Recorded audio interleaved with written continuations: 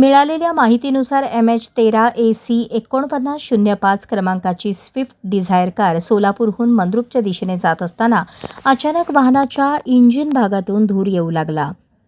काही क्षणातच आगीने रौद्ररूप धारण केले. चालकाने प्रसंगावधान राखत वाहन रस्त्याच्या कडेला थांबवले. घटनेची माहिती मिळताच परिसरातील नागरिकांनी तात्काळ घटनास्थळी धाव घेत आग विझवण्याचे प्रयत्न सुरू केले. नागरिकांच्या तत्परतेमुळे आग आटोक्यात आणण्यात यश आले आणि संभाव्य मोठा अनर्थ टळला. या आगीत कारचे मोठे नुकसान झाले असून वाहनाचा पुढील भाग जळून खाक झाला आहे. सुदैवाने या घटनेत कोणतीही जीवितहानी झाली नसून चालक व वाहनातील इतर प्रवासी सुरक्षित आहेत. आग लागण्याचे नेमके कारण अद्याप स्पष्ट झाले नसून शॉर्ट सर्किट किंवा तांत्रिक बिघाडामुळे ही घटना घडली असावी असा प्राथमिक अंदाज व्यक्त केला जात आहे. संबंधित यंत्रणेकडून पुढील तपास सुरू आहे.